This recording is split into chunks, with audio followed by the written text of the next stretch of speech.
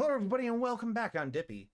I'm Dadley. And we're the Dapper Ds, the only show where, can I just say, this is an episode within an episode called The Dapper Discussion, where we are doing a little bit of a podcasty poo for you lovely gentlemen out there, and ladies, and whatever else is, where we just kind of sit back, relax, and talk about our lives and stuff like that. This isn't an important episode. It's just, another episode in the canon of The Dapper Discussion. It's the most important episode. It's the most important. This is the I can't think of the word. Dono is on vacation in Missouri, visiting his extended Missouri. Visiting his extended family. He will return next week for part 2 of Dono D. Dankins, which will be fun. Yeah. big like rainbow arc fun. It is. The closer we get to it, the more I'm like, is this like the actual like edgiest we've ever done on the Dapper Ds? Oh yeah, 100,000%. But before we get into that and the actual future schedule, give us a follow if you like what you see. Give us a subscription if you're feeling generous. A Prime subscription gives us the money and you the ad-free experience at no additional cost to you. With an Amazon Prime account, you can give a subscription to the YouTube channel to keep up with the VODs of all of our shows, past, present, and future. You can check out the link tree in the description of the stream and the VOD to see all of our other fun stuff like the Discord server, the Teespring merch shop, and the Instagram account, where you can see memes and merch and hang out with us anytime you like. Yeah, I got that pretty much on track. We appreciate everything you do to watch and support the channel, but do what you can, not what you feel like you have to. But if you can support financially or monetarily, anything goes a long way to help us continue to do what we do. And all we ask is $1. I want $2. I don't know what he's saying. What? Anyway, there are plenty of things you can do to support the channel without taking money out of your pocket, like subscribing on YouTube and following on Twitch to get all the core content for absolutely free. You can leave a comment on YouTube and interact in the chat on Twitch to increase our analytics, and you can share the stream with your friends and family so that we have more eyes on our content, so we have more opportunities to do more things for you. So thank you. But we also have to thank our lovely sponsor, W.GG. What's that? It's an energy. I really thought you were gonna take it away because I had done so much that I just have to segue back in. I don't know, W.GG is an energy. What is it? I don't know. Let me Google. Says here it's an energy stereo connected video. Just. It says here. W.GG is an energy supplement. It's a powder. You throw into water. You mix it up. You get all the caffeine you need for the day without the crash that other caffeines give you. Mm-hmm. If you're curious to try it, you can use code ANIpod. That's ANIPOD for 15% off at checkout. The website is w.gg, not anything else. I've straight up seen people now be like w.gg.com. That's wrong, and you're stupid for it. It's W. Oh my god. Real disparagement there coming from Dadley. Yeah. I have also put on our other lovely partner, streambeats.com and Harris Heller. You can check out the link above our heads to go to streambeats.com, and you can download any of Harris Heller's music for free for your use in your streams and your videos. Harris Heller has one of the #1 libraries of DMCA-free music available for your streams and videos, so you can download any of that for free from streambeats.com. That's streambeats.com. Thank you for being the music to our ears. I have put on his album Ambient. So you should share your audio so I can also hear it. Yeah, I should, shouldn't I? There you go. It's just a nice, lovely little background music track. So with that, stay tuned to the end of the episode for the upcoming schedule. And with that, let's just hop right back into the Dapper discussion. Dadley, it's been an interesting month. March. March is typically March is typically a very interesting month for us. My cup is fused to my coaster. What? Wow. I wasn't anticipating this. Okay. I believe okay, it. There we go. I got it. Whew. That was almost a disaster. Anyway, March is You an have a real interesting low month. bar for a disaster, huh? Most people would say like a plane crash or like a tsunami or what? Actually, that is a great question. Before we get What into do I like, consider a disaster? what is the lowest bar of accident or fatality that you would consider? Because I would say that at least one fatality would define it as a disaster. No, I think you can have a disaster without fatalities. Yeah, there can be like hundreds of like injuries, but no fatalities, and it might still be a disaster. Yeah, so what is the lowest bar of accident or incident, fatality or otherwise, that you would consider a disaster? For me, like I said, at least it has to be at least one fatality. Because you think one fatality? I think it has to be at least one fatality for it to be a disaster. But like if it were like. Yeah. If it were like, you know, compare like the tsunami in Bangkok in 2004, like the biggest tsunami, the most killer tsunami, like tens of thousands of people were injured and hundreds of people died. Compare that to like a wave crashing on a shore in Florida and dragging someone out to sea and killing that one person. Like, that second thing isn't a disaster, but someone still died. Yeah. But I think for something to qualify as a disaster, I think one person has to die. Ooh, okay.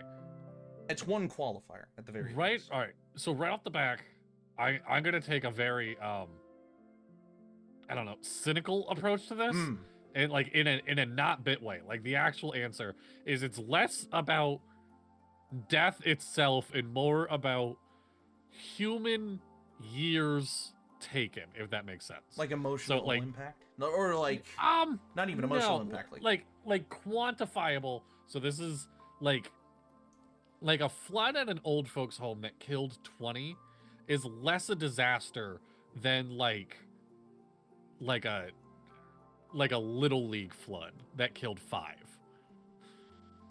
Okay, I'm tracking what you're saying here. Yeah. No, I am tracking that.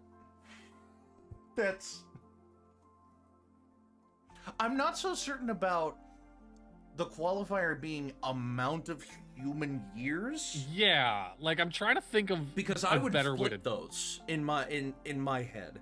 What? I would flip those and say that like the emotional impact Okay. of one over the other is stronger in one case than it is in the other case. Like a Little League flood, yes, that's very emotionally impactful for like the parents of those kids.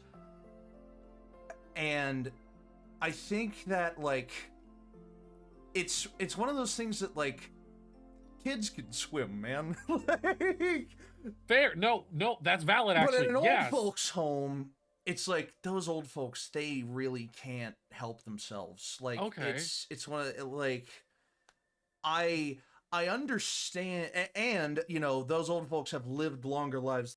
They have more emotional impact on the people that lost them because they have more memories with them rather than fewer. This is not to say I hate kids. But I think emotional impact is stronger than physical impact to me. In terms of a disaster. So, but this is still not answering the question of the lowest bar. I think for me, lowest bar is one person dies, $10,000 property damage. Like, okay, so that's exactly where my next question is. Like, let's just say right now, like, God forbid, the Louvre is bombed. Right? Yeah. No. Yeah.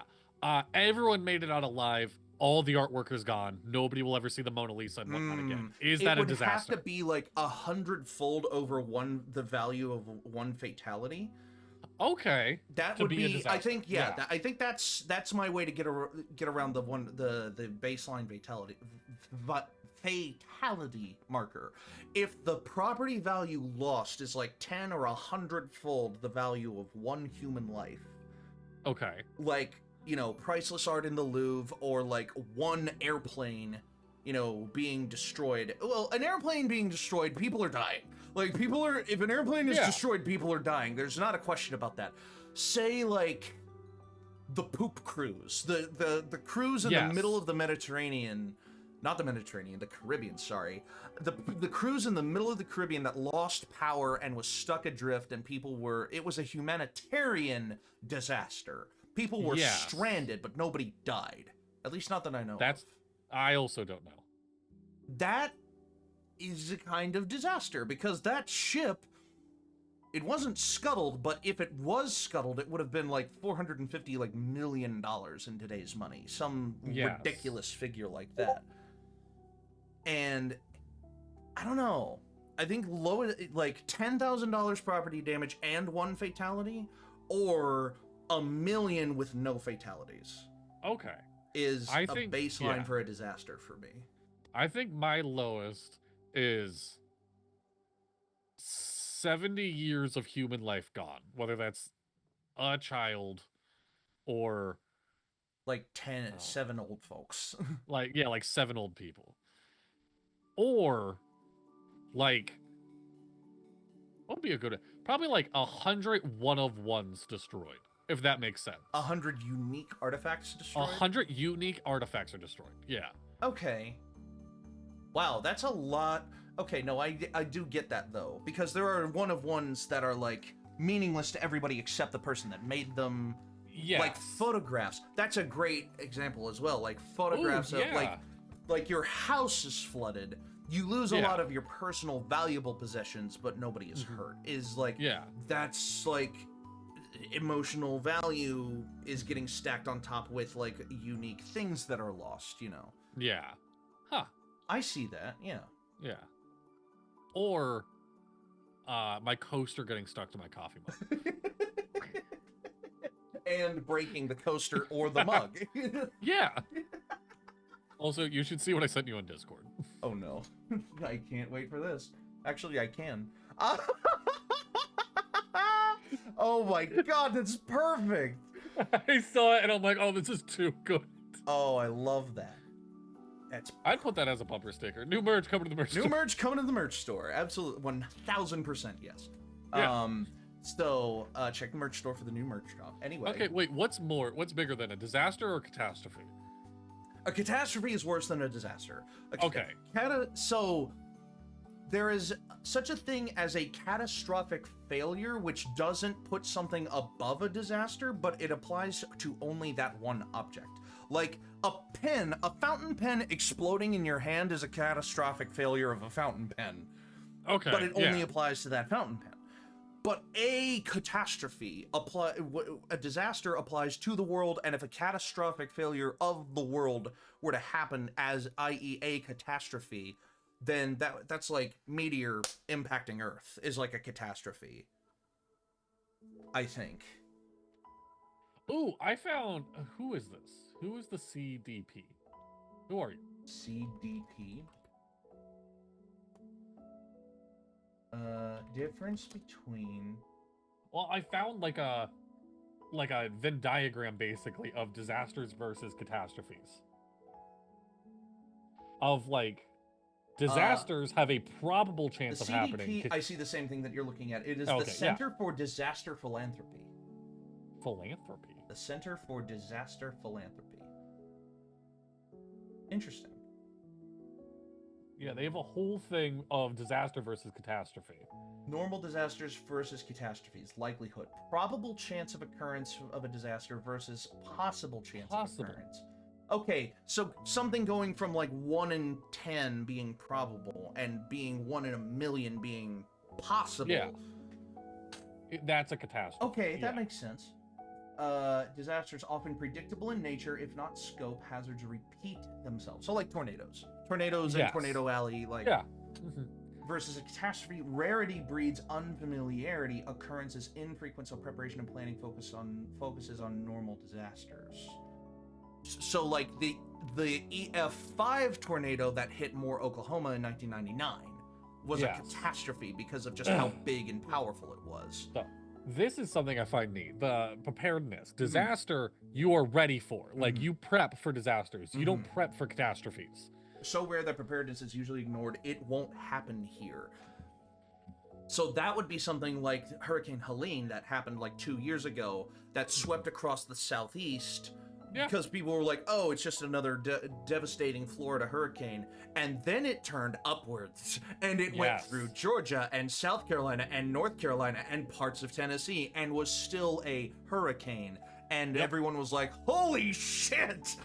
Yeah. So Hurricane Helene would have been a catastrophe rather than a disaster. This is really interesting stuff. This is neat, actually, yeah. Physical impact. Damage is localized with pockets of extreme damage and areas of little to no damage. So by that definition, would a tsunami never be considered a disaster and always be considered a catastrophe? Heavy impact to much or all of the built community structure. I guess it depends on how big the tsunami would be. Yeah. Like the Fukushima tsunami versus the any other tsunami. I don't know. I don't know any. The Fukushima would definitely be a contender for like worst catastrophe because it also caused a nuclear meltdown that killed hundreds more, or not hundreds more, dozens more. Yeah. Yeah. Timeliness of emergency response, isolation, migration, and everyday functioning. Oh, wow. If you Google what's the worst catastrophe in human history... Krakatoa explosion? Well, this has the Black Plague, but... Okay, so the Black Plague... I can say that for its time, the Black Plague was absolutely... Yeah. But the Black Plague is curable now. Like...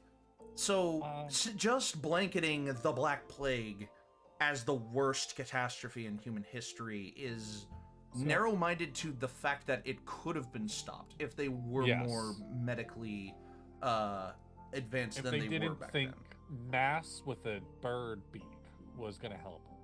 It did, actually. Those did help. I say that as a bit, weirdly, but they were helpful. Like, well, for because the wrong of all reason. Spices and sages. Well, that's not really what helped them, but what it did do is keep people the fuck away from them. Yeah, true. So at Wikipedia, the catastrophe with the most death toll, 1931 China floods, around 4 million people. Okay, yeah, there was a devastating series of flooding after a season of typhoons in China that killed millions of Chinese people because they were building up their infrastructure like big and quick and not safe. None of the top 10 besides one are anything like relatively close to us timeline wise. which we're gonna play the most morbid game of Family Feud. Oh, Can you name God. the one catastrophe that happened within the 2000s or to the 2000 to now From the that year killed the 2000 most to now, people? Yeah, that killed the most people. it would be the Bangkok tsunami, wouldn't it? I'm not 2004. on here. No, It's not even on there. No, Okay. it's not in the top 10. Okay. Is it foreign or domestic to the United States? It's foreign, but it's pretty close. Oh, but it's relatively close. Yeah. Oh, the 9.6 Chilean earthquake or whatever that was. It's an earthquake, but it wasn't in Chile. Oh, the Haiti earthquake. There you go, Haiti. Oh, wow, yeah, the Haiti earthquake. Yeah, 2010 Haiti earthquake. 2010. 316,000 people lost. Oh, man.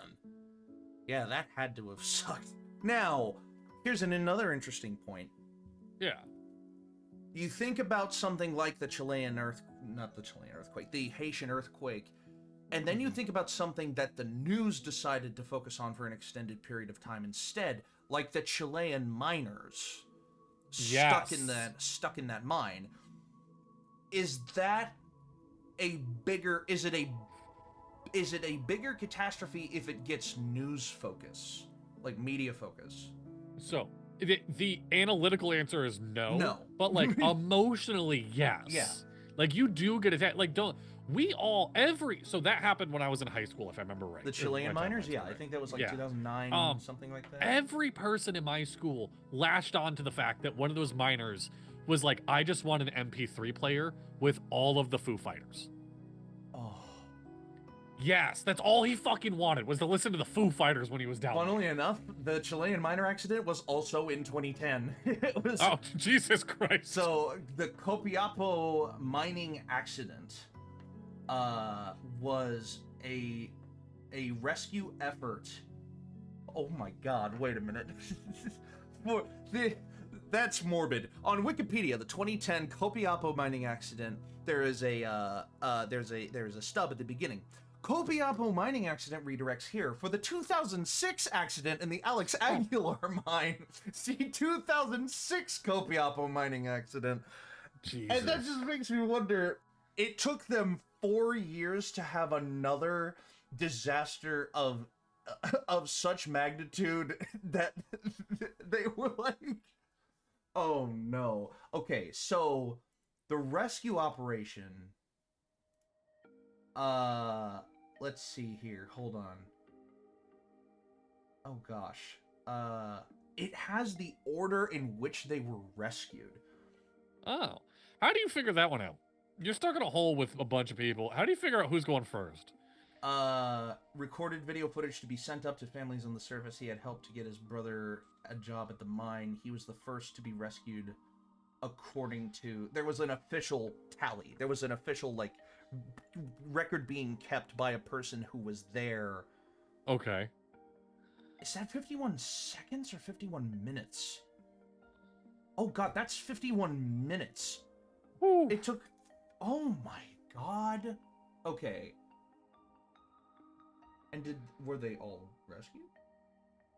33? Rescue workers who descended? Right?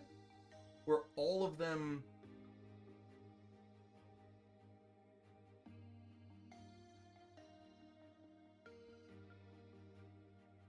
I'm looking to see if all of them... How many there were. Well, in the refuge, the 33. Oh, yeah, no, all 33 trapped miners were rescued. So... Yeah. So, by both of our definitions, technically not a disaster. Not a disaster. Because they all lived. It was just a bad couple days. It was a bad couple of days. Okay. I definitely, if I'm stuck in a hole, like if I'm stuck in that mine shaft, and someone who's worked there less time than me gets to go out first, I'm pissed. Like, it definitely should go seniority of how long you've worked in the mine shaft. Okay, then you're gonna hate this. The first person who was rescued was a guy by the name of Florencio Avalos. He was 31 years old. The second person to be rescued was Mario Sepulveda. He was 40 years old. The third person to be rescued was Juan Andres Ilanes. He was 52 years old. Yeah. Then a 24-year-old and a 19-year-old and another 30-year-old before the seventh person rescued was Jose Ojeda. He was 46 years old. Yeah, no, you send them up for the longer you've been in the shaft, the quicker you get to go out. The oldest person rescued was Mario Gomez, who was the 9th person rescued out of the 33. Multiple reliable sources have reported his age between 60 and 65. He died on September 21st, 2024 at the age of 74 due to an illness. So, again, it's how long were they trapped down there is the real question. So they were trapped August 5th, 2010, and they were all rescued 69 days later. Holy shit, I didn't realize how long they were down there. Yeah. They weren't even found alive until 17 days after the collapse. Oh my god. This is all stuff that, I'll be frank, I didn't know about any of this stuff. Oh yeah, no clue. Yeah. And all of this happened before, during, and after the bicentennial holiday of Chile being founded as a country. Yeah. Like, so instead of celebrating 200 years of Chile, they were rescuing trapped Chilean miners, which, you know, not to put a damper on things, but if something like that were to happen in the United States, that accident would be, like, put off or ignored. Like this year, for instance, we're celebrating the like 250 right? Yeah, the 250th anniversary of the United States. I bet if there was some kind of accident like this where people were like trapped or whatever, we would not hear about it until A, it had already been resolved, or B, until next year if they fail. Like, if they fail, they would not report on it until next year. Yeah. Because they want the 250th anniversary of America. And I'll be frank, this administration wants the 250th birthday of America to go off scot-free. Like, as scot-free as they can. And let's not get political until next episode. No, it's funny, because I remember growing up, and my dad will talk about the America turning 200, and he's like, kid, that was the biggest fireworks I've ever seen in my life. People lost their goddamn minds. People lost their goddamn minds. My parents were alive. They were 12 years old for the bicentennial. And my dad was close to there. Yeah, my parents were, both of my parents were 12 years old for the bicentennial. They didn't really tell me any special stories about the bicentennial from their childhood. Like, I don't know specifically anything that they did for the bicentennial because they were too young. You know, they weren't old enough to celebrate it like adults, but they weren't young enough that they didn't remember it at all. So my town that I live in, we're right on the water. So we launch fireworks off of boats. Like, boats go out into the water a bit. And my grandfather, so my dad's father, had a boat. So they would get pretty fucking close to the fireworks. There you go. To go watch them. I found a location that is very close to our biggest hometown fireworks show, which is, so there is this area in my town called the Fountains, and the show is called the Fireworks at the Fountains. But the actual area where the fireworks are shot off from is directly behind a hospital complex.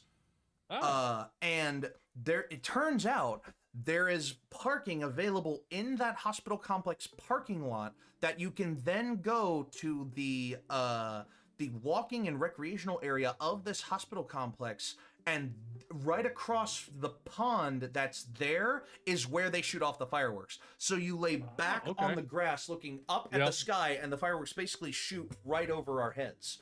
Like, you know, and we're looking up and they explode. And we're really close and, like, big, loud, you know. They're big, they're loud, they're beautiful.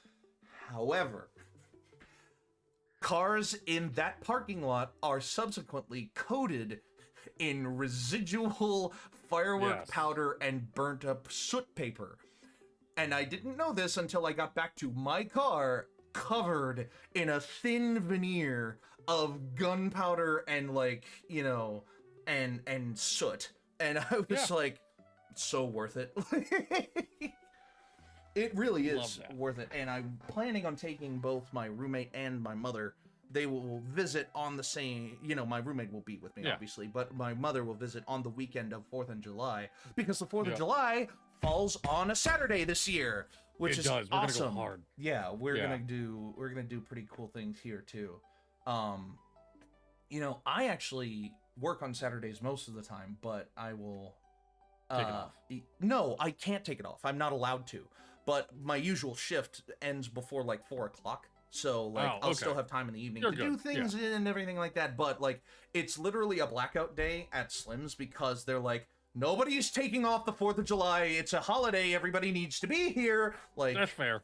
Funnily enough, at Slim's, one of my coworkers, one of my new coworkers, is actually one of my old coworkers because they got fired from their job at Cracker Barrel because they no-showed on Thanksgiving Day at Cracker Barrel. Now, if you don't know this, if you don't live in an area where you have a Cracker Barrel's like this Southern comfort food restaurant, you know. You go in, you sit down, it's like fast food because you're supposed to get it in about 10 minutes, you eat and you leave. And it's like Southern comfort food, and they have a big... Hold on. I'm going to try something different here. Instead of banning this person, I just need to get rid of their message, and I don't know how to do that. Well, Dippy's trying to do that. I recently took my children to All You Can Eat Chinese, and I asked them, if you could pick one restaurant to turn into an All You Can Eat buffet, what would it be? And my oldest son's immediate answer was Cracker Barrel. Ooh. Yeah. See, no, because that's Golden Corral. That is just Golden Corral. You're right. And All You Can Eat Cracker Barrel is just a Golden Corral, like, essentially. Okay, so I've tried timing out that user. Okay. So hopefully their viewership is still being counted, even if it is a bot, whatever. But they're not, like, their viewership is still being counted, but their message is deleted. Yeah. Maybe. I hope that's how that works. We'll see. I just realized that I haven't had our foreground image on this entire time. Whoops. There you go. There's the ANIpod logo. There's the Dapper D's logo down there. All right. Anyway. Yeah. But yeah, no call, no show on Thanksgiving Day is crazy because Cracker Barrel does a Thanksgiving Day, like, pre-menu, which is basically just they make turkey, mashed potatoes, and a couple of other sides on the menu.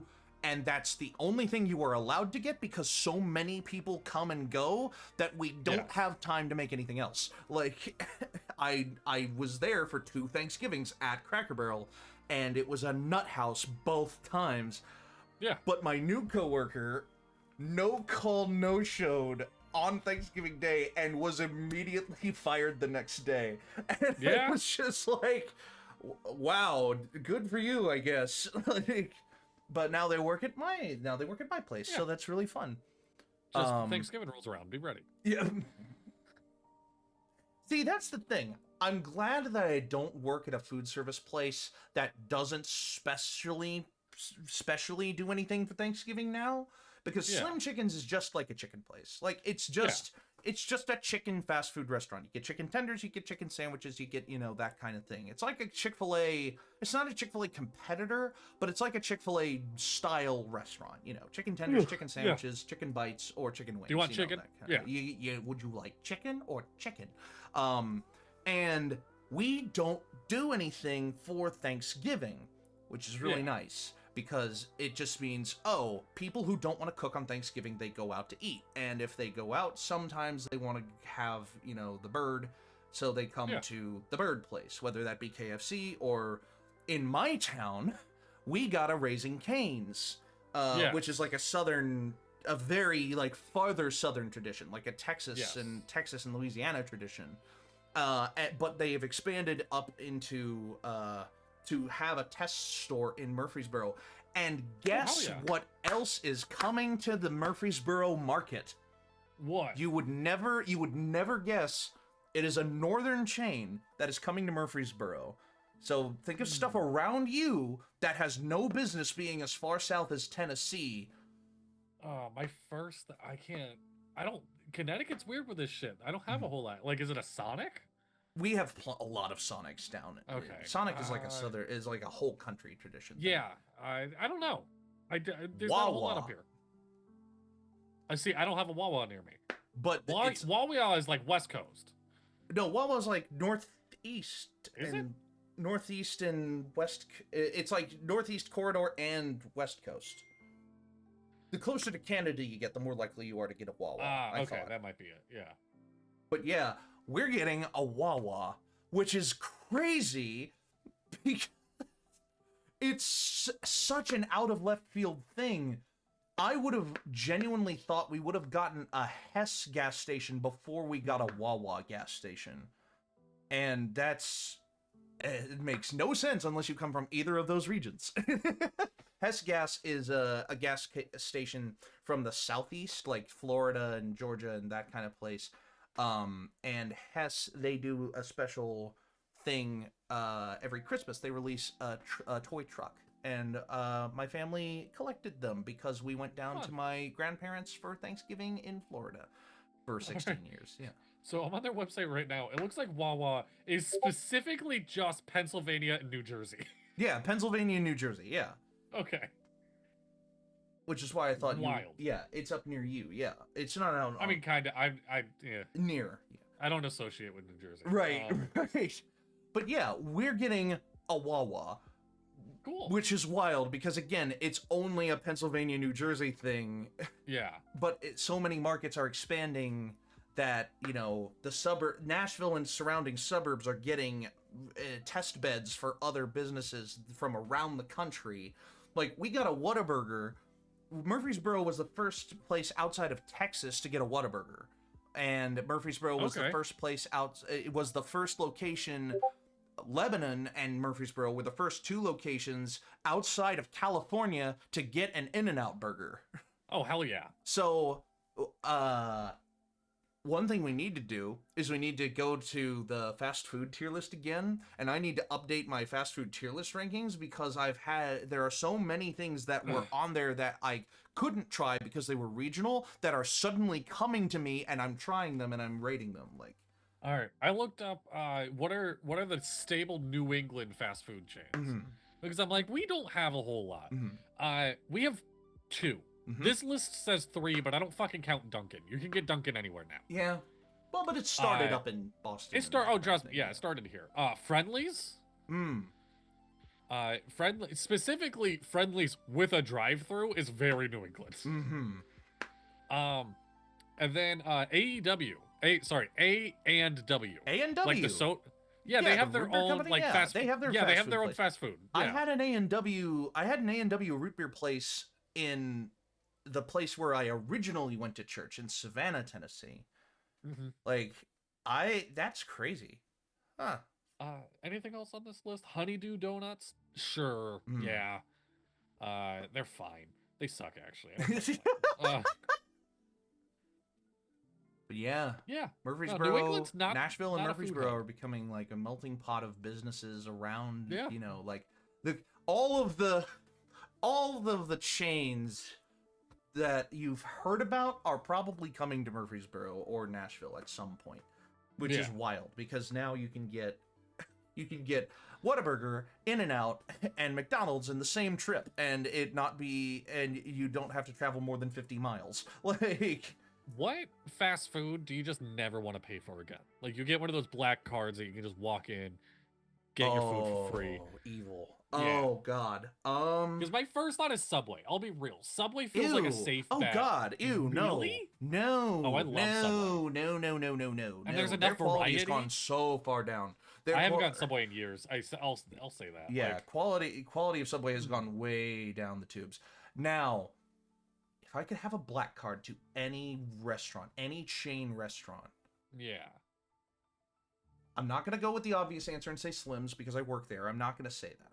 Although I Yeah. do love Slims. I do like Slims food a lot. I like working at Slims. It's great.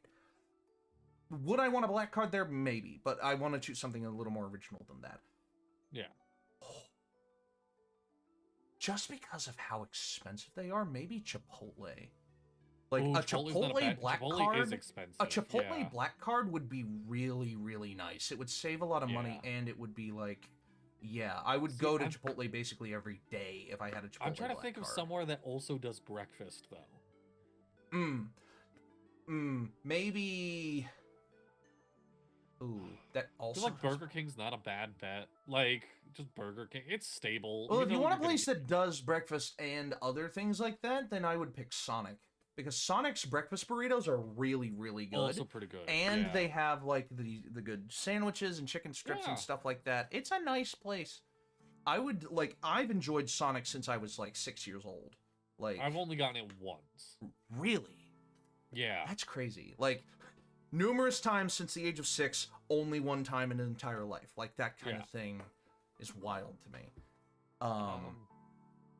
I would definitely put like Sonic, Chipotle. I also would not turn down a Domino's black card either. Like I didn't even all the think about Domino's pizza, Like, all the Domino's pizza I could ever want on one card for one membership card. Like, ooh, yeah, absolutely. I like Pizza Hut more, but they are dying. There's less around me. Like it's terrible. Yeah, no, I think that's or Papa John's actually. I think I'd be. Ooh, nope. I'm going Little Caesars. I'm sold. I'm doing Little Caesars. I fuck with Little Caesars. No. The Crazy Puffs? Oh, they're so good. Okay, you bring up Crazy Bread, and then I have to bring up that Domino's is now doing their own version of like stuffed cheesy bread and stuff like that. Don't fucking tell me that. I have nothing pulled out for dinner tomorrow.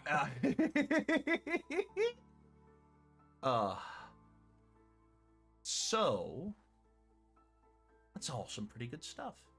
Yeah. In terms of personal lives and stuff like that, actual goings on within personal lives. I could say, Wawa. yeah, Rock. What about? Oh, hey, Rock. Yeah, Rock. What we about? We were just Wawa? talking about how we were. we were just talking about Wawa. Of like, I didn't realize Wawa was like a New England thing, and then I looked it up, and it's kind of not. It just looks like it's in Pennsylvania and New Jersey. But there is also a Wawa location coming to Murfreesboro, Tennessee, which is wild. And it's this Murfreesboro's just turning into this test bed. What do you want from the Pennsylvania girl? There you go. But Murfreesboro's just becoming a test bed, for all these other businesses. And most of them have succeeded. However, there was one place that has already failed because there were multiple locations put in. So there were 3 Whataburgers built. I think there might have actually been 4, but there were 3 that I know of built in Murfreesboro. There's one on my road, there's one on the main road, and there's one on the secondary main road to the north. And just to keep it simple. And the one near me and the one on the main road succeeded pretty well. The third one was right next to a Walmart Supercenter. It was on one of the main roads leading out of town. It was in a prime location. It shut down in 3 months. Oh, shit. They just could not get anyone properly trained and set in that place for long enough for it to succeed. And it only speaks to the quality of the people that live on that side of Murfreesboro. I take back all my answers. I want a black card for Five Guys. Oh my god. Yes, save all the money on Five Guys burgers. Yeah. Yes, sir. Yes, at 1000%. A black guy. A black... I see what you did. I see the black card for Five Guys. A Five Guys black card. Love it. Hey, do we cut to a break now? We still have 10 minutes before break, damn it. Oh no. Moving on swiftly. Did you just say ew to Five Guys? Five Guys slaps. It's just so expensive. If it was free, it's worth it. Oh yeah, absolutely. Love Five Guys. Moving on quickly. I got my first. Yeah, go ahead. I was gonna say I got my first credit card in my life, and the first thing I bought was Five Guys. Incredible. I had a camera job last month. Yeah. I did camera work, and when I got the call, it was for the only band listed in the call was New Edition, which is like a 80s 90s black R&B kind of boy band type thing. One of their early boy bands, you know, one of the early like groups, like man groups of the 80s. Yeah. What I didn't know until I got there and started setting up is that also performing alongside them were Tony Braxton and Boys to Men. Ooh. So it was a big black reunion tour, like of these classic black bands from the 80s and 90s, and like these groups from the 80s and 90s. And I was a handheld camera rig, so over the shoulder filming up onto the stage from the side of the stage. I was about this close. At one point in time, I was about this close to Danny Brown of New Edition fame and other solo fame. Like pretty incredible scenes. I had such a fun time, and my shoulder still hurts. I bet. It's like, oh my god, I was doing that for 3 hours. And getting like all these shots and all these different angles of these like very, very famous people. And it was fun. And the people who doing the tour complimented me on my camera work, but right on. Which is another great thing. But man, my shoulder hurt. Oh god, it was awful. Luckily, I have another 2 Rhino jobs lined up. Nice. So I get to do a band called Third Day. Don't know anything about them. Haven't heard of them. I don't know if it's a band either. It's on a Sunday. It's on Sunday the 12th, which is a week from yesterday. That's either the first or the last day. That's not the third day. But anyway, I'm doing that job, and then April 22nd, I get to do the load-in for the Tennessee Titans Draft Party 2026. Which, if that sounds familiar, it's because I've attended the Tennessee Titans Draft Party for the last 2 years, in 2024 and 2025. So now I get to put it together with other folks. And the really fun thing about that is that if I put in a good enough word, I can be put on a very short, exclusive list of Rhino employees that work all 9 Tennessee Titans home games. Oh, shit. Doing the halftime shows. Oh, shit. Setting them up and tearing them down. Now, this is all speculative, and it's all pending review of, company and, like, myself. Like, am I going to be available to do it? Am I going to be willing to do it? I am fucking willing to do that, even if I'm backstage not watching the game for a majority of it. To be there on game day would be heaven for me. Like, completely and utterly. It would be unbelievable. Third Day is a Christian rock group formed in 1991 in Georgia. Their name referring to Jesus coming back on the third day. On the third day, yeah. So there you go. You're doing some Christian rock. Very cool. People also search for Mercy Me in Jars of Clay. Yeah, Mercy Me. I did a rehearsal for Mercy Me. It's my mom's favorite band. Mercy Me? Yeah. Really?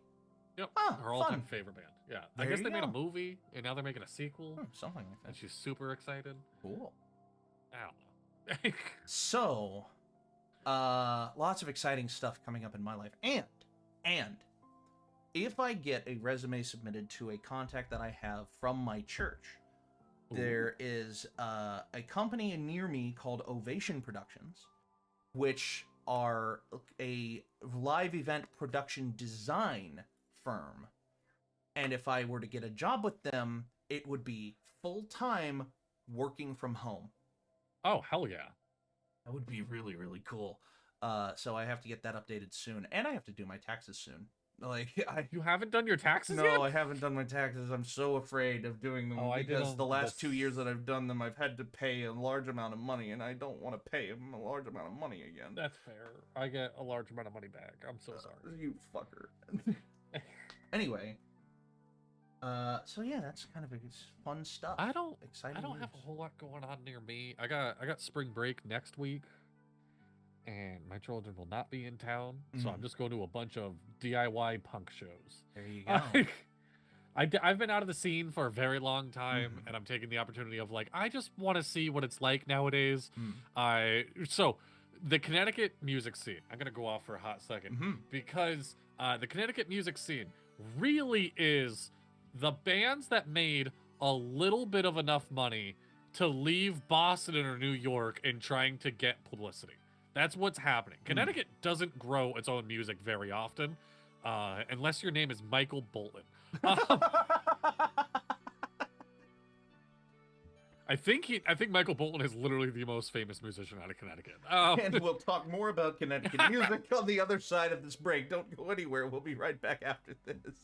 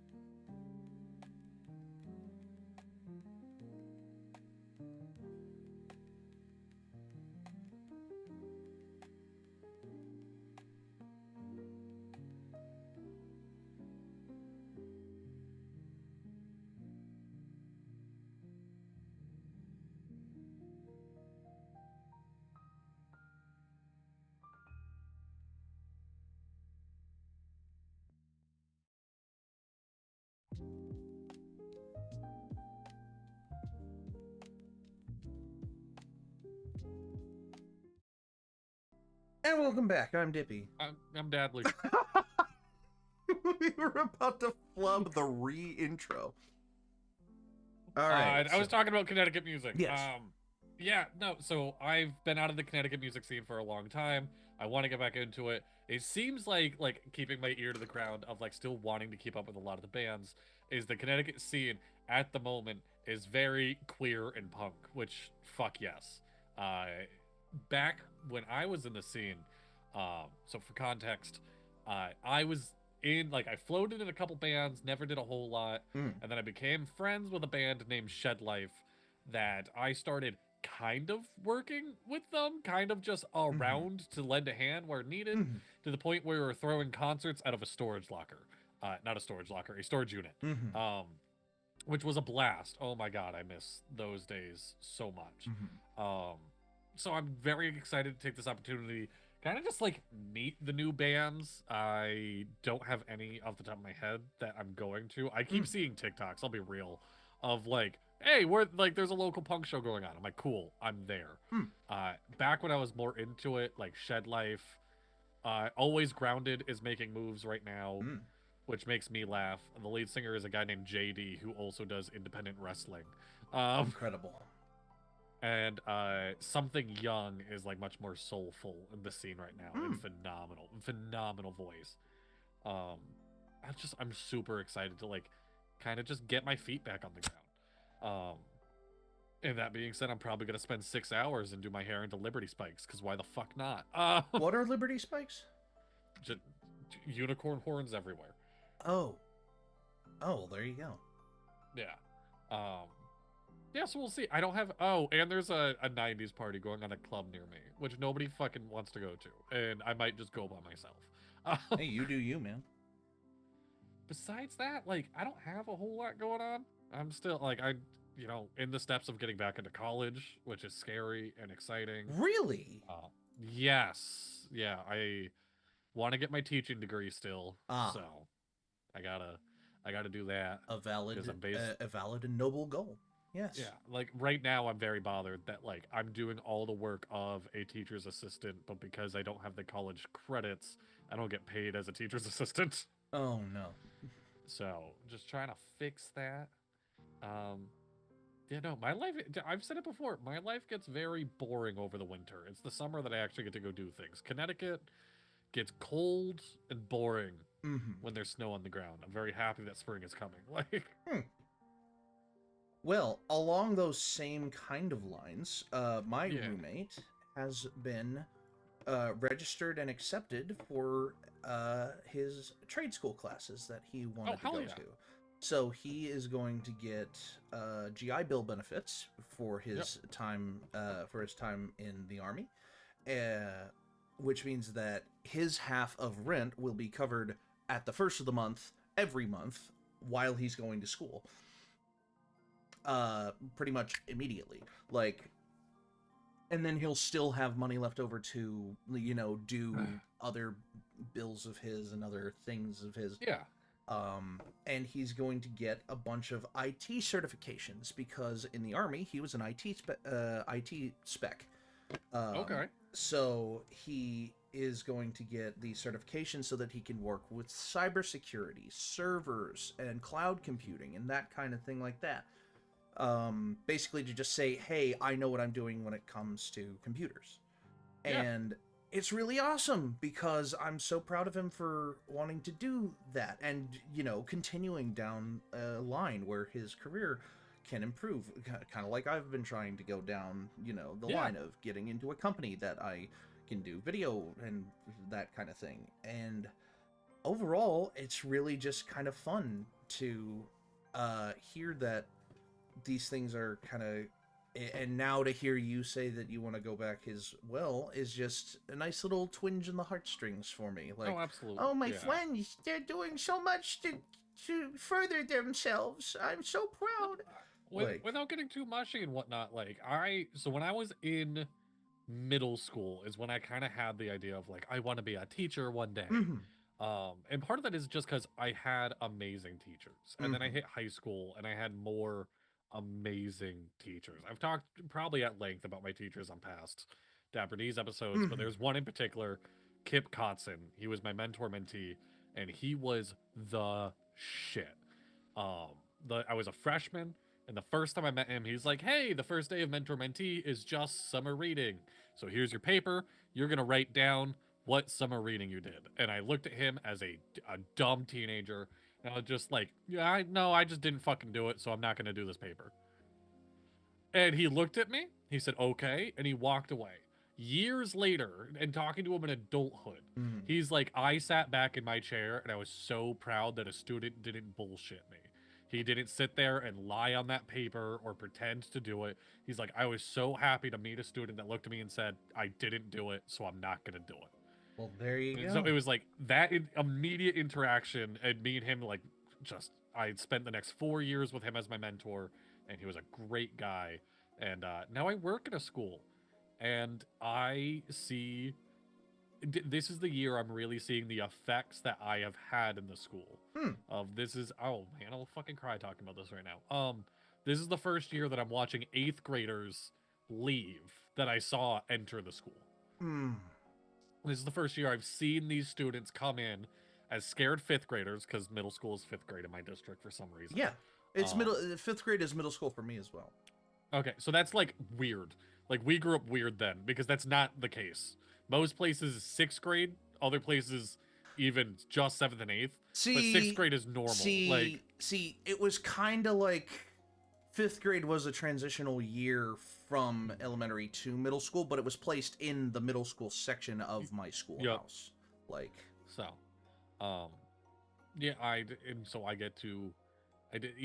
work in a specialty program, but even students outside of the program are stopping me in the hallway, asking me about the high school and whatnot. I don't want to be anywhere else. Like this year has really put the nail in the coffin of like, I don't. Why? I mean, I would be real. I love streaming and whatnot. You mean struck the nail on the head? Yes, but not the nail in the coffin. The nail in the coffin would be nail in the coffin would be you're burying it.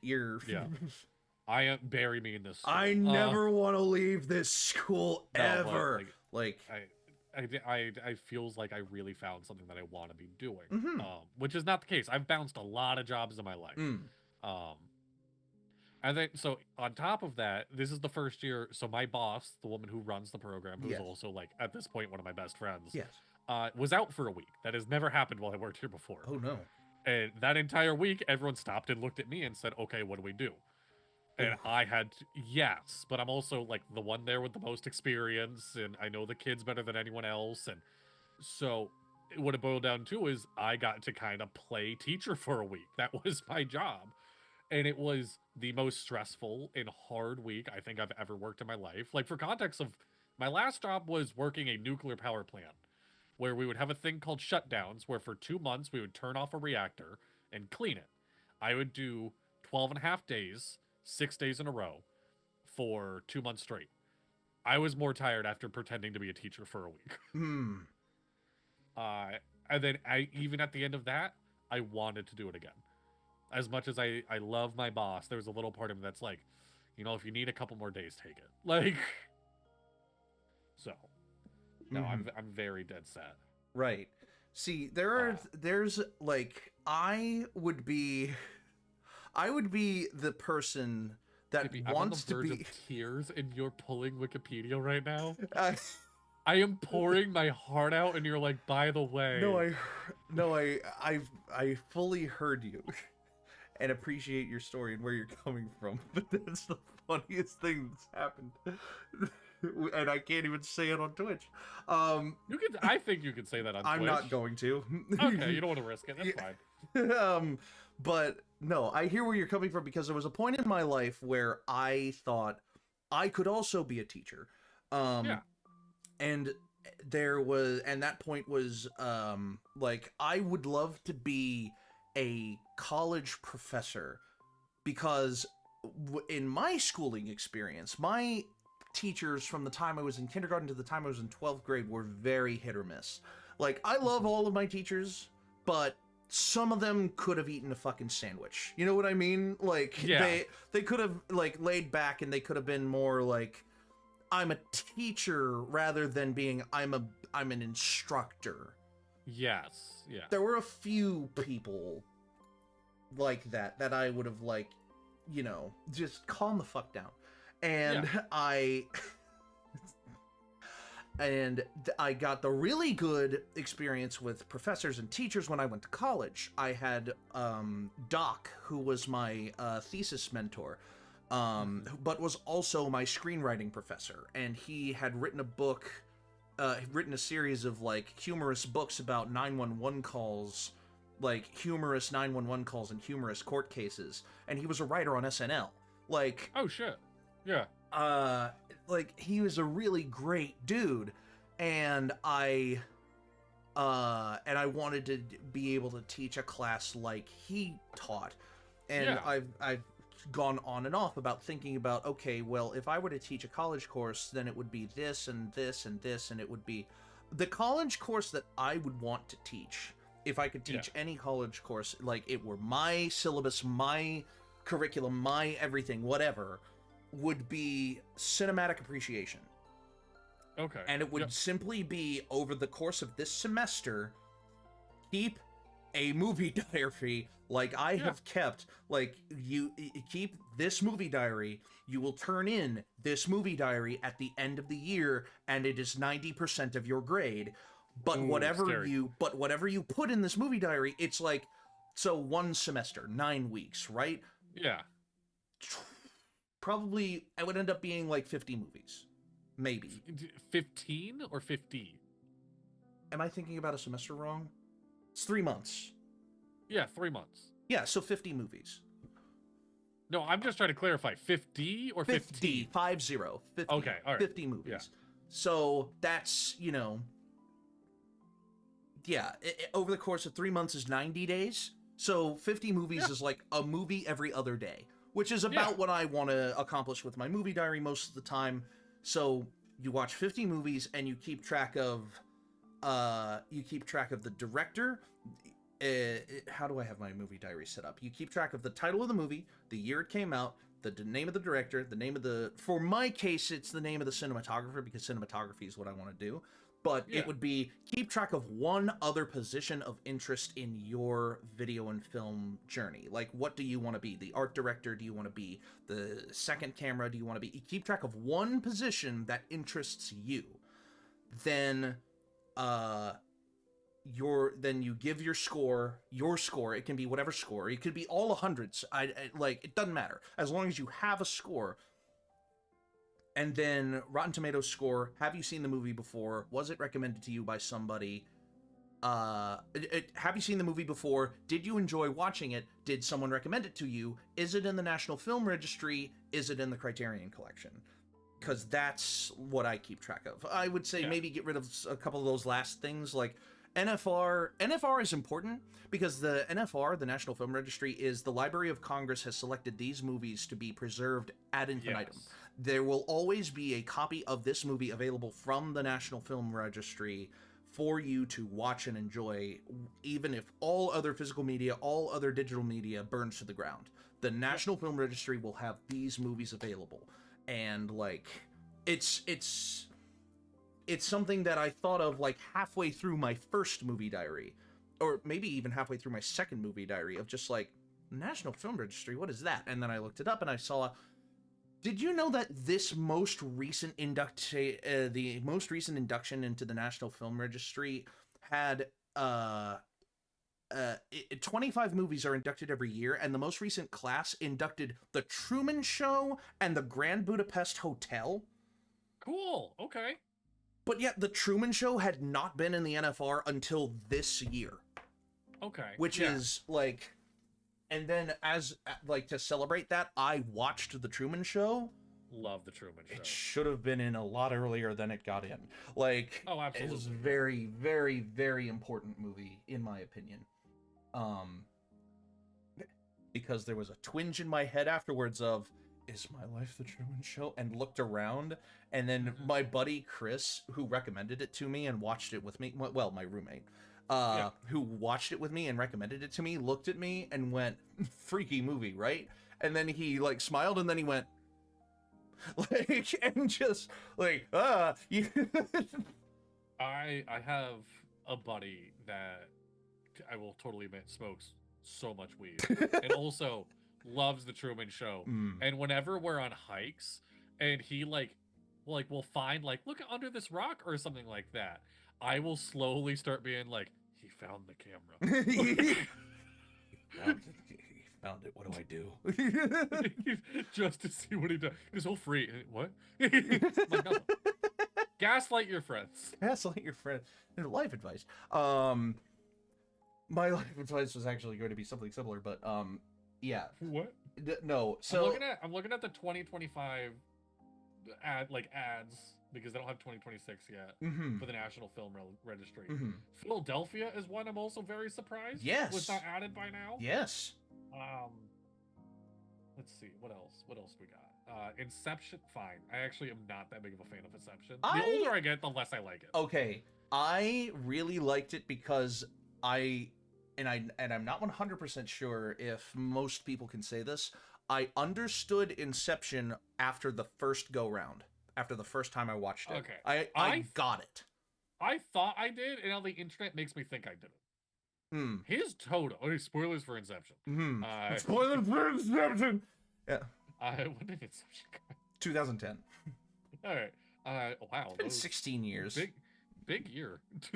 2010.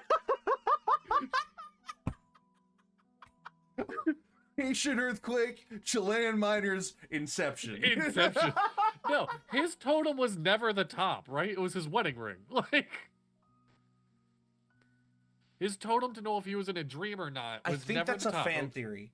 I thought that was actually what it was. I think that's a fan theory because because the totem is his wife's. The top is his wife's totem. Yeah, but it's not his. It's not his totem. His totem. But that would still make sense either way. Like, because join there are scenes the Dapper where D's Patreon where me and Debbie watch Inception. I don't think Patreon allows you to just do things like that. Then we watch Inception, we record our own commentary, and people we just do click a play director's when commentary. I would love that. I've had that idea so many times now. Okay. Inception explained. No, God, no, let's not go through this right now. But yeah, fun movie to be added to the NFR. Yeah, The Thing is the other one that surprises me was not beforehand. And The Thing was only inducted because it was the fan vote. Oh, holy shit! Yeah. All right, I'm going through the list of things voted in before The Truman Show, and seeing what I don't agree with, like Hairspray. Oh no, never mind. 1988 Hairspray. Yeah, the original Hairspray, not the new Hairspray. With John Travolta and drag. That was John Pink Travolta? Flamingos. Yeah, that was John Travolta. I haven't watched Hairspray, so I wouldn't. Yeah. Oh. Actually, I actually don't fight a lot of. I'm surprised The Clockwork Orange made it. Have you ever actually seen it? No. Oh, I have seen it. So my senior, like high school, senior thesis that I had to write was about how there are phenomenal movies that are NC-17, so thus their marketing, they weren't able to market, and so now those movies had to like die because of the rating and how we have to either abolish our rating system or people have to be cool with NC-17 films. Like, that was my senior thesis. Wrote a lot about Clockwork Orange. Blue is the warmest color is the one I wrote the most about. Blue is phenomenal, the warmest color. Phenomenal French film about a lesbian couple, and it was very much got NC-17. Like, if all the sex in the movie was just heterosexual sex, it probably would not have been NC-17.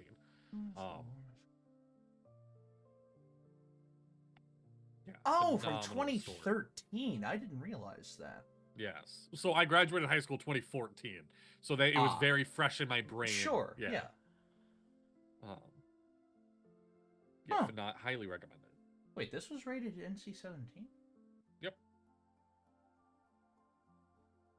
I'm trying to see where that is. Oh yeah, in the U.S. it was rated NC-17 for explicit sexual content. Again, a big point of my thing was that if it was heterosexual sex, it would not have been, because there are a lot raunchier movies than this. I can understand that being argued. Yeah. That point being argued. Yeah. Who Framed Roger Rabbit made the National Film Registry Yes. almost a decade before The Truman Show. Yeah. Well, you also have to think about what Who Framed Roger Rabbit was able to accomplish. Like, you are right. Fully integrated 2D animation into a fully rendered shot live action movie. Like, okay, that's almost impossible to think of doing before Who Framed Roger Rabbit comes out. Yeah. Like, all right, fine. It's a technical The Big marvel. Lebowski. Before Truman Show, that's a hard thing to argue. That rug really pulled the room together, man. I think it was just I think it's just a tribute to the time that it was written in.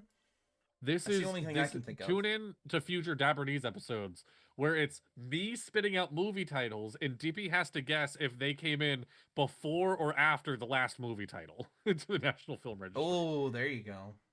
Like The Exorcist and Oh, that was one of the first ones, surely. And Rocky. Which one got in first? The Exorcist did, I think. Rocky. What? Really? Oh wait, no. This is not in order anymore. Why did the order go away while I'm scrolling? Why would you now make it out of order?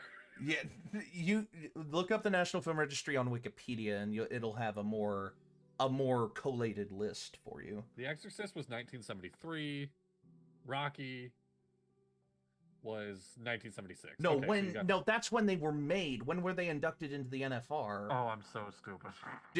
All right, Rocky was 2006. Hold on. Pause. Time out. How long have you been conflating the year that the movie came out with the year that it was inducted into the NFR? Just now, I swear. Okay, you're sure? You're positive? Yes. Okay. Yeah, Rocky got inducted 2006, The Exorcist 2010. I mean, even still. Okay. I'm actually not that upset about that because I didn't really like The Exorcist that much. Like, okay. I recently just watched it for the first time and was thoroughly, like, nonplussed by it. All right, which one came first, Schindler's List or Jaws? To the NFR? Yeah. Schindler's List was a very recent addition, I know. I think Jaws... I think they're both super recent additions, but Schindler's List came right before Jaws did. Jaws 2001, Schindler's List 2004. Oh, so not even that recent. Yeah. Well, there you go. It makes me laugh really hard that This Is Spinal Tap came before Schindler's List. There is something so weirdly... There's something so weirdly, satirically deep about This Is Spinal Tap as a movie. Like, it is one of the best satires ever fucking made, because you're not 100% sure if it was even satire, like, at that time. It's, like, it's obviously, it is, but even after watching it nowadays, I watched it again with Chris, because Chris had never seen it. Okay. And... and he was like, what the fuck is this? And I had to go, it's Spinal Tap. Even nowadays, like, This Is Spinal Tap still makes people question whether or not what they saw was actually a real band or not. Like, the dial goes up to 11. These go to 11. So much, like, like, so much, what's the word I'm looking for? Like, so much iconic stuff comes from, so much iconic stuff comes from This Is Spinal Tap. All right. Should we get moving on with our reoccurring shits? Yeah, we should. I need a re-up on what recurring segments we audited and what we are keeping around. All right, so Urban Dictionary is around. Ah, yes. Well, then let me look up the Urban Dictionary. What's in Bradley's pocket is around. Oh, I'm gonna guess... You get a question first. That's what we established. Oh, I do get a question. Okay. Okay, wait, it fits in your... The question I was about to ask, which is not going to count because I'm clarifying that it's not the question I'm asking, is I was going to ask whether or not you could fit it in your mouth. And if it can fit in your pocket, it can fit in your mouth, I'm pretty sure. I mean, I have big-ass pockets. Okay, my actual question. Okay, yeah. Can you put it in your... No. Actually, is it edible? No. Okay, that eliminates a lot of things that I was going to guess. No. Well, there are some things that are inedible, like, you know, I would not eat this. Okay, you would not eat it. Okay, I'm gonna guess it is a like a pin, like a button pin, like something you button up to your shirt, something. All right, it's gloves I use when I climb a tree. What the fuck? There you go. Tree gloves. Oh my god. Tree. Tree trails. Tree trails, tree gloves. There you go. All right. Anyway. Your Urban Dictionary definition of the day is sundowning.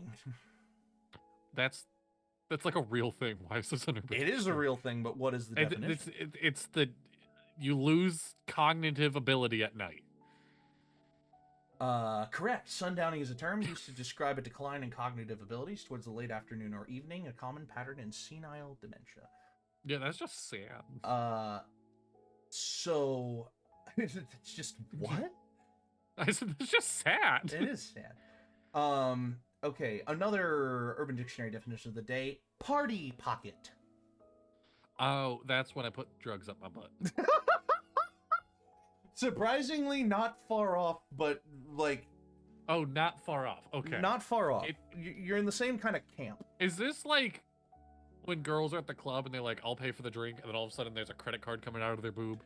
You are 100% right. Yeah. The party pocket is the use of a bra as a pocket, used when going out and you don't have pants with pockets or a purse. All right. You got both of those pretty quick. I'll do one more. Okay. Let's see here.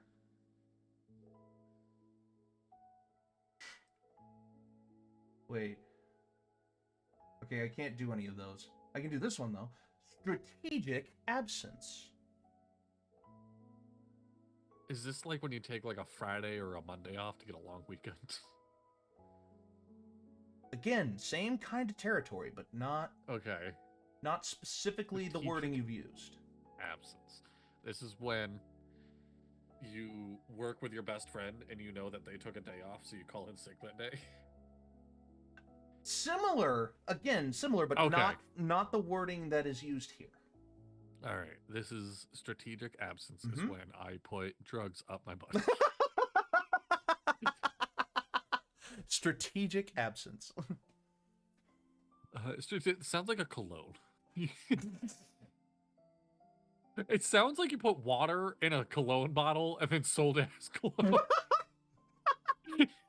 Oh my god, that's our next business idea. Write that down. It's a I have no strategic idea. absence of cologne. It's just water in a spritzer. No, a strategic absence is taking off from school in order to get work done, miss a test, or push back a due date. Okay. Similar All to right, playing yeah. hooky, but the difference is you are actually doing work. Okay. Sure. We had 3 tests and a paper due today, so I took a strategic absence. I did a lot of those in high school. Just not showing up and then turning it in like, sorry, I didn't show up. Here's my paper. Like, Yeah, pretty much. Yeah. there you go. And those are And then your my Urban Dictionary definitions of the day. I will never forget turning in a paper and like so I did miss a day of school that a paper was due.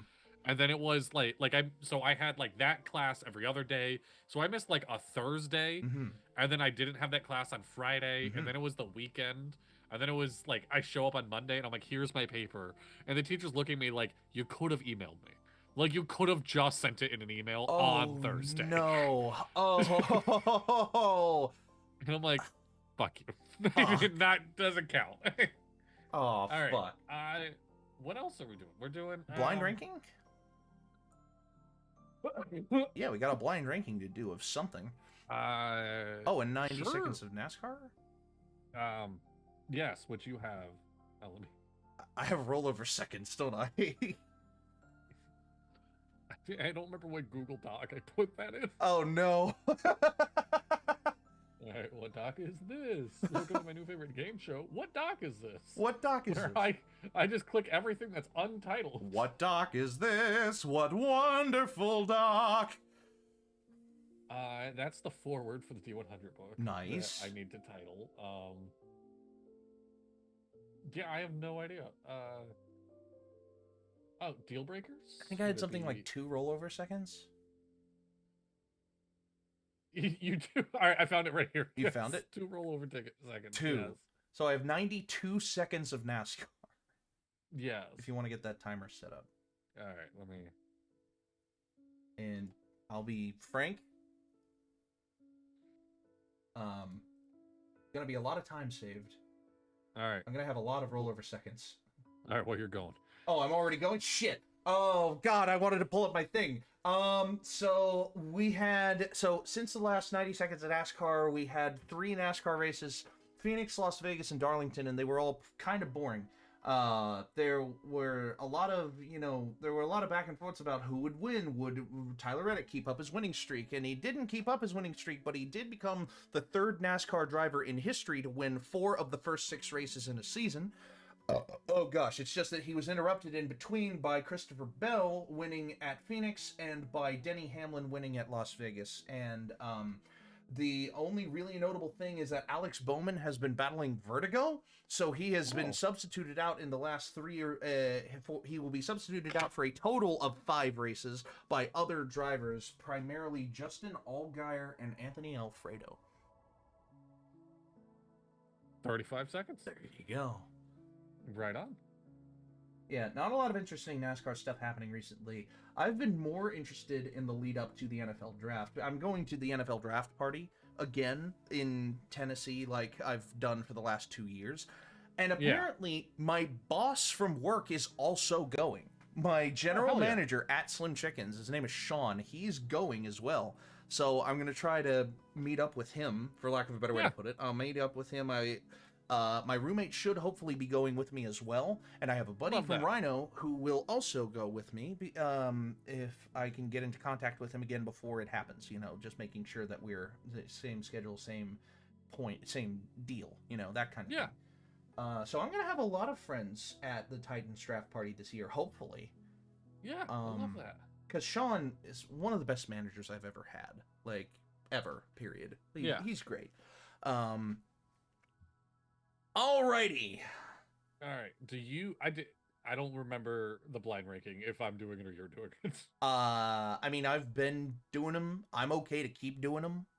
Okay. Yeah, sure. Go for it. Yeah. Unless you have an idea for a blind ranking. I can come up with one really quick. If you give me like a minute, I can do one. Right.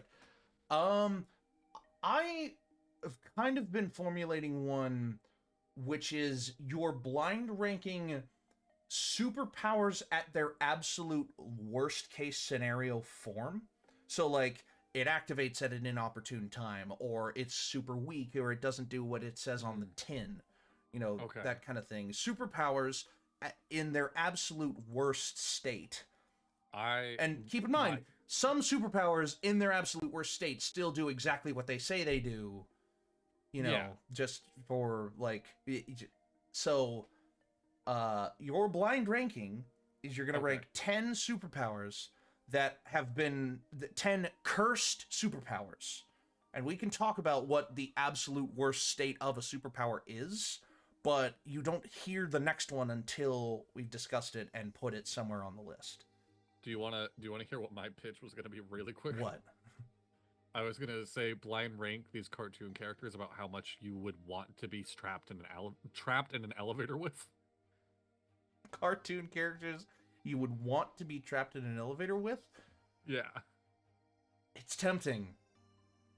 I can save my superpower thing. I can. It's up to you. It's up to you. No, I can save my superpower thing for next time because this is really intriguing. Cartoon characters that I want to be stuck in an elevator with. Yes. Oh man, I can already tell that half of this list is gonna suck. Okay, I'm ready when you are. So starting us off, nice and easy. Everyone knows him. Some people love him. We got Daffy Duck. Oh man. Okay, we have to establish this before we go on to any more characters. How long are we stuck in this elevator with these characters? You do not know. Oh god, you don't even know? No, the elevator just got stuck. The phone isn't working. You have no cell reception. What's the range of time? Like absolute shortest and absolute longest? It could be like 20 minutes and it kicks back on. Yeah. It could be. I would say the longest is like probably a full like day? 3 hours.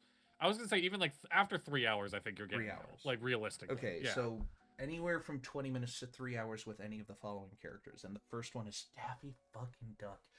Daffy Duck is so much more insufferable than people make him out to be. Like, he is low-key not that great of a Looney Tunes character No, in the grand not. canon of Looney Tunes characters.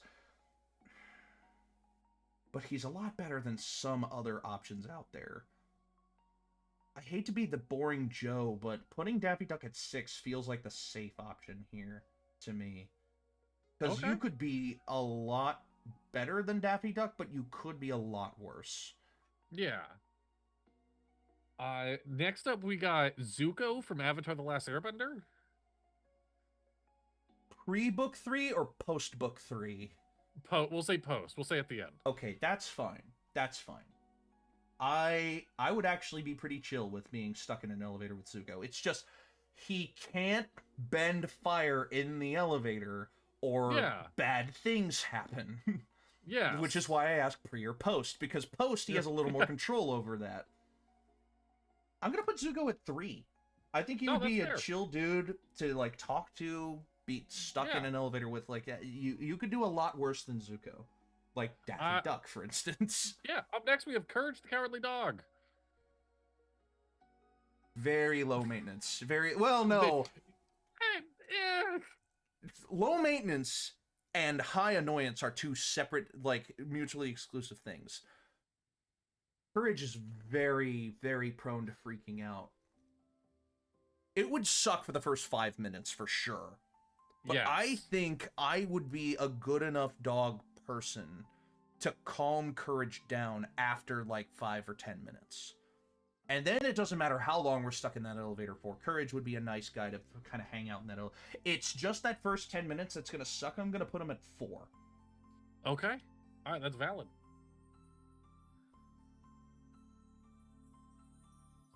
So, I'm finishing my list right now. Sure. Yeah, okay, no worries. Up next we have the OG himbo himself, Johnny Bravo. 1. Absolute, really? Like, number 1. I would love to be stuck in an elevator with Johnny Bravo. It would be funny to no end. He would be trying so hard. Because in this scenario, I imagine that there's also a lady stuck in the elevator with Johnny Bravo and me. And that means that I get to talk to a lady for free because she's just trying to ignore Johnny Bravo. I mean, like, fair, yeah. But if it were just me and Johnny Bravo, like, you could do I don't think you could get much better than being stuck in an elevator with Johnny Bravo. Like, he's good looking, he's good smelling, probably, for the ladies. Probably, yeah. You know, and he's well-toned, you know, you get advice from him about all that kind of thing. I don't know. I fuck heavy with Johnny Bravo. Like, being stuck in an elevator with him, like, I vibe with that. I think number 1 early is ambitious. But I think the list is going to get a lot worse from here on. Up next we have Morty from Rick and Morty. 10. I can't stand that fucker. I can't stand his show. I can't stand him. I can't stand his stupid uncle. Oh, jeez, Tippy, we're stuck in an elevator. I would kill him. I would kill Morty in the first 5 minutes. I would kill Morty. Up next, we're pulling something that is from my generation. You're not that much younger than me, so I hope this isn't too niche. No, go ahead, yeah. Invader Zim. Zim himself? Zim. Oh, boy. I was debating if it's Zim or Gur, and Why is the elevator not working, human? Oh, that's good. Yep, no, yeah. And I'm just like, I don't know, man. I don't know. I can't do anything about it. Well, we have to ascend sooner rather than later. And he will try to fix it and just break it. Yeah, break it more. Yep. 8. All right. 8. Like, that's pretty bad. Considering I also haven't seen Invader Zim, I don't know a full judgment of his character. That's fair. He seems like one of the... What? You ugly when you lie. What? I'm not lying. Then what? You ugly. Oh man. Okay. Up next, you can't do a cartoon list without talking about him. You got Scooby-Doo. Scooby-Doo, like the dog himself, Scooby-Doo. The dog. Or is Shaggy the dog, with him? Scooby-Doo. Shaggy is not with him. Okay, it's just Scooby-Doo. It's just Scoob. See, Scooby is a scaredy dog, like Yeah. almost to the level that Courage is. Oh, But at the end of the day, he is just a dog. He's a giant dog, though. he's a huge fucking dog. huge dog. Oh man. Again, I think he would be like freaking out for like the first 5 minutes or so. Kind of like Courage. Yeah. He would be freaking out for the first 5 minutes, but then again, I'd be able to like chill him out, calm him down, hang out with him, just be like, "It's okay, Scoob. It's okay. If we get out of this, you can have a Scooby snack." Like, I feel like fair. he would perk up pretty quick. Okay. I can't put him at 2. There's probably gonna be someone better than Zuko and Courage at 2.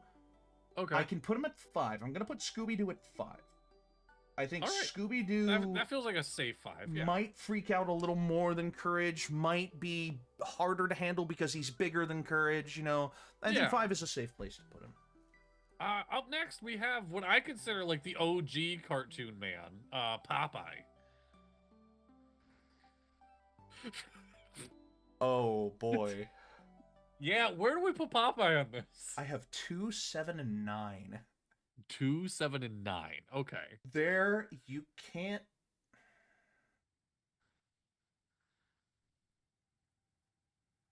Here's the thing. Follow my line of logic on this. Yeah, hit me. Popeye is one of the original cartoons, right?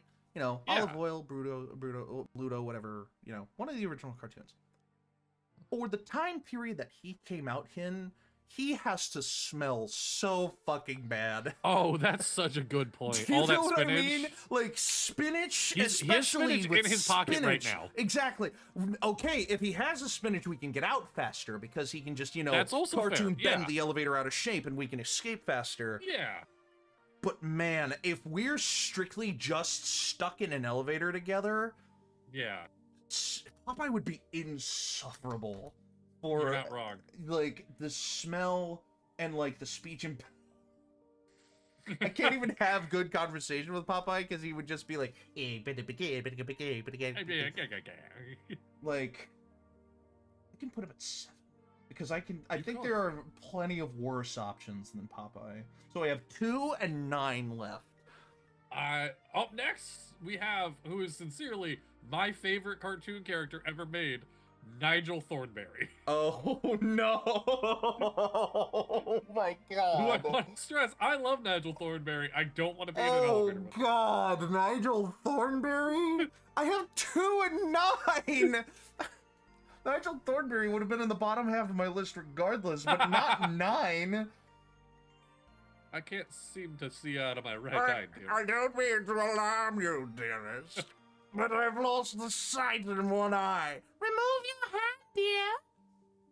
What a woman. Was he voiced by Tim Curry? He was. Yeah. Yes. For that fact alone, that might... I can't put him at 2. But there are so... Okay, he's going at 2. And the reason is there are so... Like, I think the majority of cartoon characters from this point onward that haven't been mentioned yet would be so much worse than Johnny Bravo, Nigel Thornberry, Zuko, Courage, Scooby-Doo. Like, especially considering that Courage and Scooby-Doo are animals that you can control fairly easily with, like, you know, after a certain point. There are plenty of cartoon characters that are so much worse than that to deal with when you're stuck in an elevator with them. Yeah. And so for your last one, your number 9 slot, we got Danny Phantom. Fuck. No, the reason he fits at 9 is because he would just go ghost. He would say, "See ya," and then leave me alone in the elevator. I don't even get to accompany him. I mean, get no one. I would just be stuck in an elevator alone because Danny would fucking peace out and say, "See you later." Like, now I understand. At one point in the show, he can make people go ghost with him. Yes, he can take them with you. But that's not... I can't imagine that being the case for this. I can't imagine that being the case for this. And even if that was the case, I'm not stuck in an elevator with Danny Phantom. So he goes lower on the list because we get out sooner. That's fair. That is also fair. Yeah. So there you go. Okay, what a this list of characters with no context is very wild as well. Yes. So I have, with no context for the viewers, number 1, Johnny Bravo. Number 2, Nigel Thornberry. Number 3, Zuko. Number 4, Courage the Cowardly Dog. Number 5, Scooby-Doo. Number 6, Daffy Duck. Number 7, Popeye. Number 8, Invader Zim. Number 9, Danny Phantom. And number 10, Morty from Rick and Morty. That list could be the set order for a number of other lists that I would make with these characters, but no. Stuck in an Elevator is a fun blind ranking, and I will think a little harder about cursed superpowers for the next one as well. But that's wild. Okay. Let me double check where we're at on an ad. We have 10 minutes before the end of the before the next ad. I think we can do 10 minutes for the end of the show. I think we're at a good point. Okay. So, media pick of the week, media pick of the month, I should say. And what I am gonna say about media pick. I keep looking at Dadley's DM. And the last message I sent him, and I'm just like, oh my god. Okay, anyway. So, something we haven't talked about all episode is the fact that yesterday was Easter. Yeah, I forgot. Yeah, and Easter. Being a Catholic, Easter is a very important holiday to me. Like, I, celebrate Easter, like, more so than the common man might celebrate Easter. At least once a year. For its religious, intent rather than its secular intent with the bunnies and the eggs and the whatever.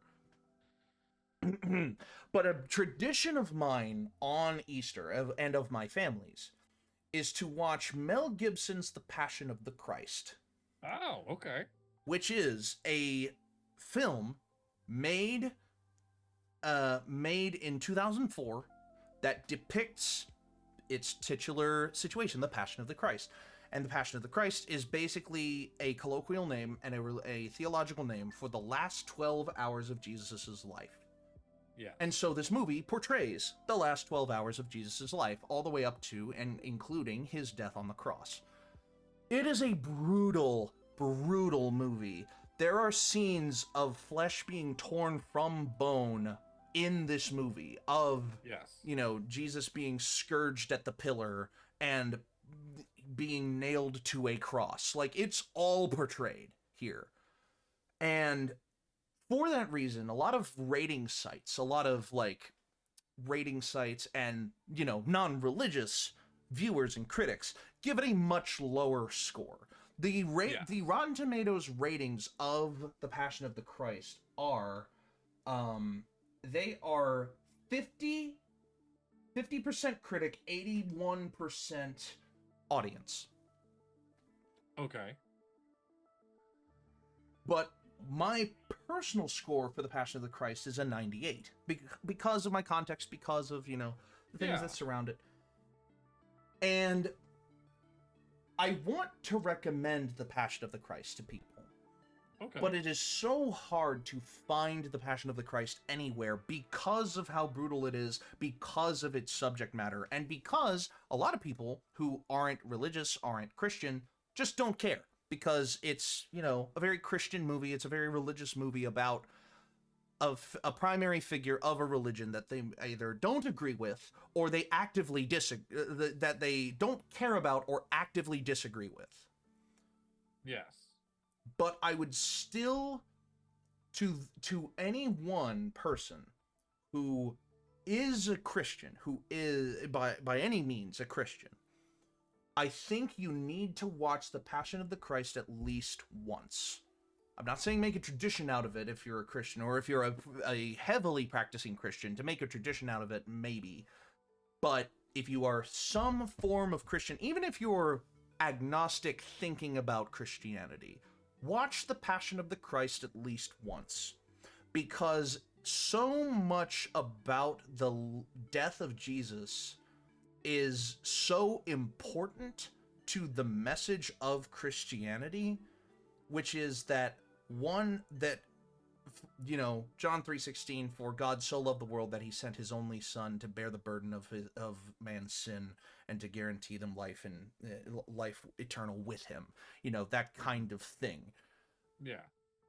And it's just one of those movies that I can't help but feel like impassioned about, pardon the pun, because of its subject matter and of, the story that it tells. Yeah. And if you want a non-religious recommendation, watch any of the Bond movies before April 20th, because that's what I'm doing. I'm watching all of them in chronological order. I'm doing a Bond month, and if we had done the Dapper discussion last week, then I would have recommended, to watch any of the Bond movies, because they are going away on April 20th. But having rewatched The Passion of the Christ, it's something that I was very happy to watch again, for lack of a better way to put it. And on the split side of things, I took up a lot of time with that. I'm so sorry. Yeah, no, I have like 2 minutes to do everything. It's fine. On the split side of things, I talked about music scenes and whatnot. Boston has some good music. Boston's mostly known for its hardcore scene, and I gotta give love where it's due. Haywire 617 is top tier Boston hardcore right now. They have a solo album called Conditioned for Demolition, but I would highly recommend New England Forever, which is Haywire 617 and Dropkick Murphys. They released an album together, and it is fucking incredible. It is all the essential hardcore punk that you want to hear coming out of Boston. It's also, I will totally just say, highly, what's your recommendation? Highly political. New England Forever, Dropkick Murphys, and Haywire 617. New England Forever. Yes. It is a protest album, so take it with a grain of salt. Listen to it at your own discretion. But it is phenomenal. It is exactly the kind of music that you would assume Boston makes. At least if you're from New England, the other band? I will say. Yeah. Dropkick Murphys and Haywire 617. Yep. And for my life advice, I think we can stay golden, Pony Boy. I was about to say, I think we can cut to a break and then do life advice, and then we'll get out of here. It's up to you. So let's do a quick break, and we'll come right back. Don't go anywhere.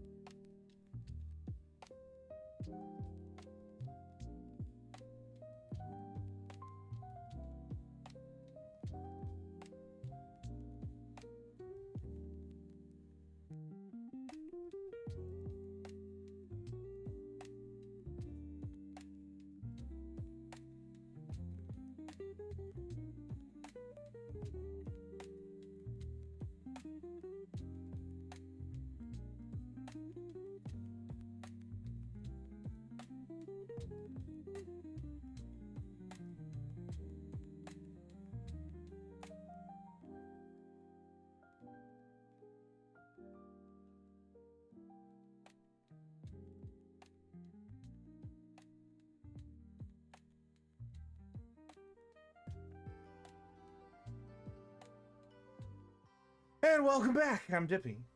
I'm Bradley. My life advice is stay golden. Oh, we can get along.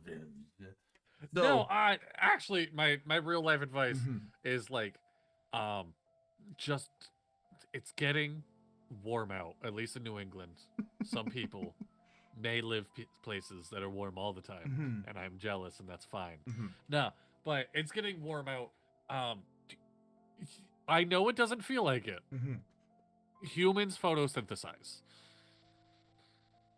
Go lay out in the sun. I mean, yeah, you absorb vitamin D in through your skin from the sun. Photosynthesize. I mean, a little. Go show your asshole to the sun. I think that's called salutation to the sun. Salutation. I will salutate that sun all day.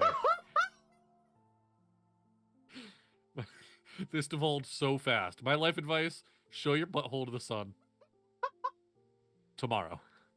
Hold on. We have to do the daily spell check now. No! No! Not again! Okay. My life advice ties into my media pick of the week a little bit, and I will also preface this by saying this is life advice, not legal advice. Oh. In fact, it's probably strictly not legal. Okay. Maybe. So take this with a grain of salt. And if you are searching for, if you have a DVD copy of a movie that is corrupted after the 1 hour and 24 minute mark, that literally nothing else plays after that 1 hour and 24 minute mark, and you have to find a high quality subtitled version of that movie to possibly fix your DVD copy that you already purchased and gave the monetary substance to the people who made the movie. Yes.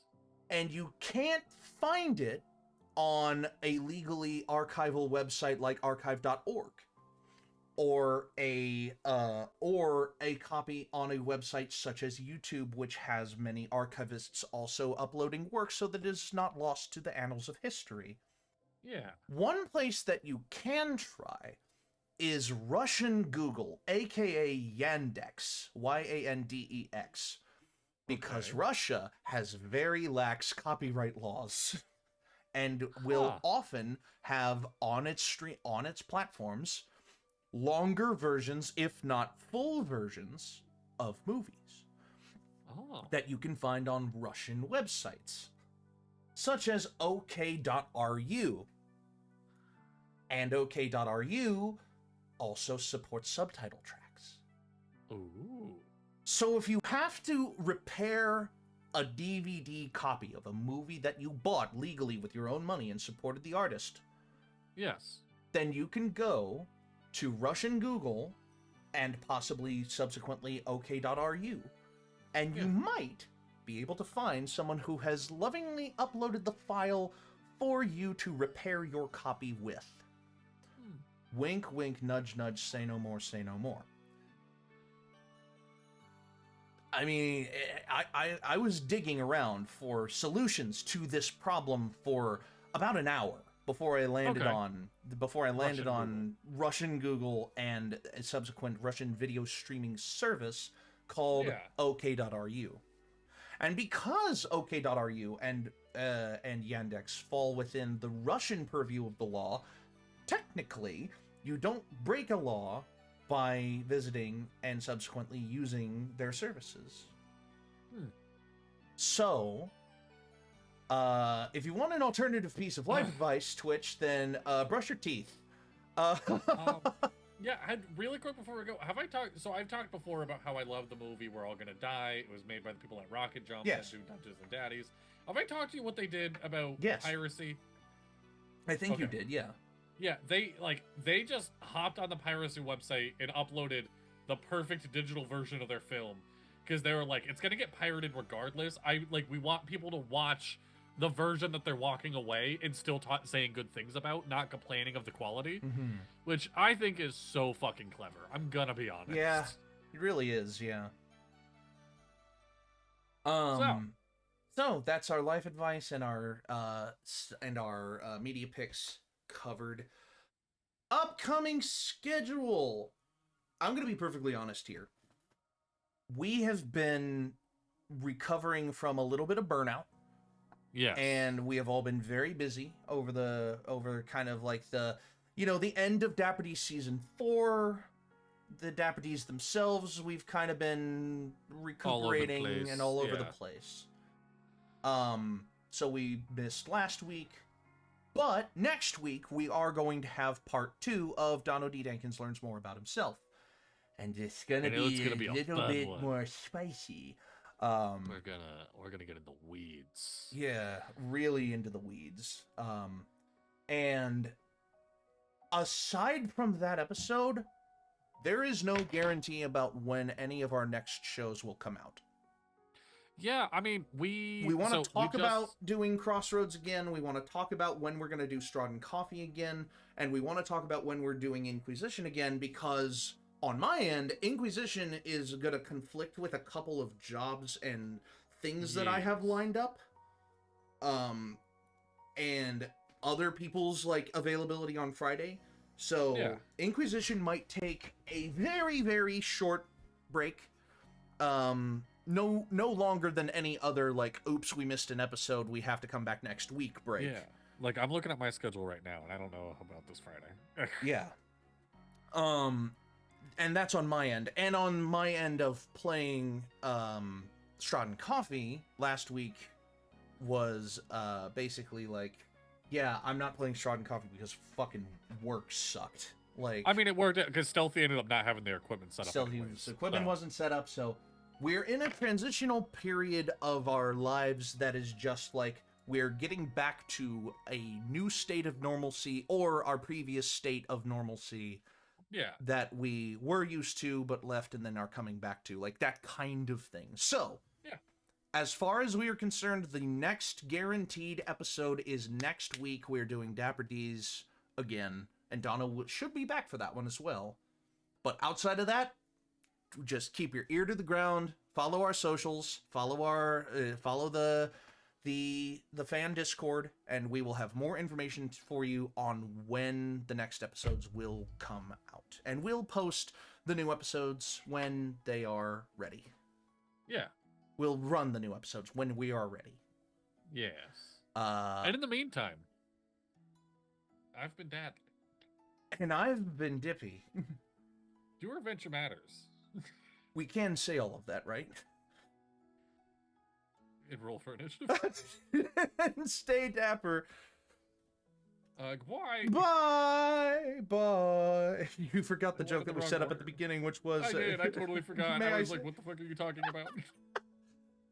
Until next time. I forgot the outro. I've been Dippy. We're doing it again? Yeah, we're doing it again. We're doing it fresh take. We're doing it again. Oh, okay. Until next time, I've been Dippy. I've been Dono. Fuck! That was not legitimate, was it? No, okay. No. Until next time, your adventure matters. Stay dapper. And roll your initiative. Bye-bye. Bye-bye. Bye.